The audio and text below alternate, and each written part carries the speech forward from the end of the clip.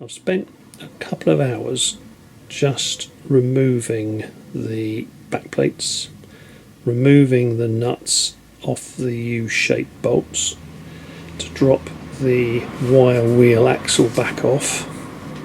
I removed the diff.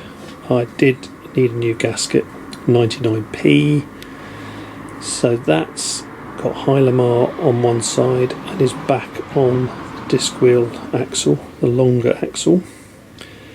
Axle's back on, all the nuts are back on the U-shaped bolts, all the bushes are back on, the back plate's back on, and I've also just cleaned, I think it was a lesson I learned from Paul actually, I've cleaned the end of the axle ready for the hubs. The hubs have the longer studs in for the disc wheels, 1 13/16 long, so they're in. Both sides. Just got to grease up those rear bearings on both hubs. Grease in both of those.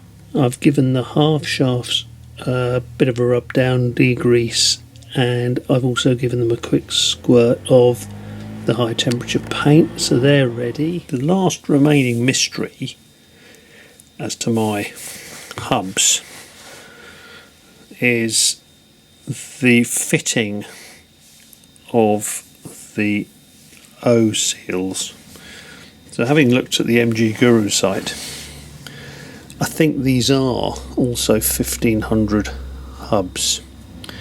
As far as I can tell, when you fit the spacer in that's needed for the disc wheel half shafts, there's a little groove, which I think he's calling the gland, around the edge of the spacer and the inner diameter of the hub.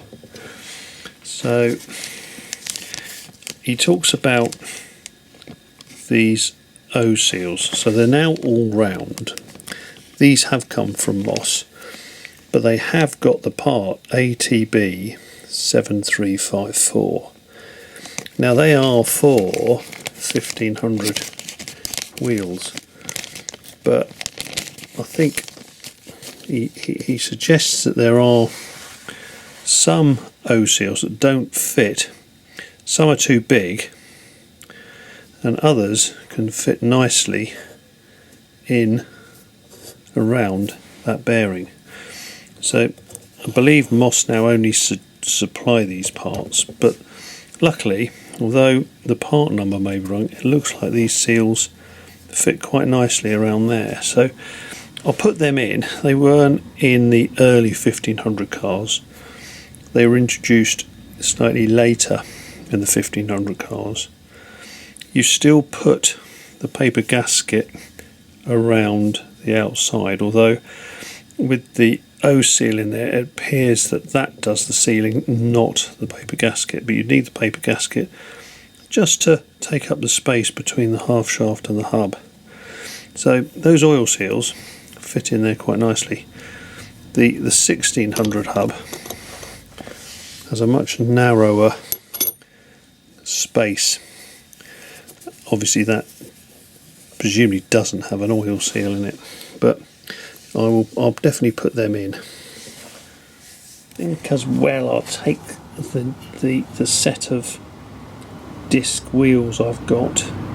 This is actually an additional one. I've got 7 disc wheels, so I've just been collecting them really, just in case some of them aren't any good. The 1600 wheel has a much smaller hole here, and the bulge of this face goes straight into the rim.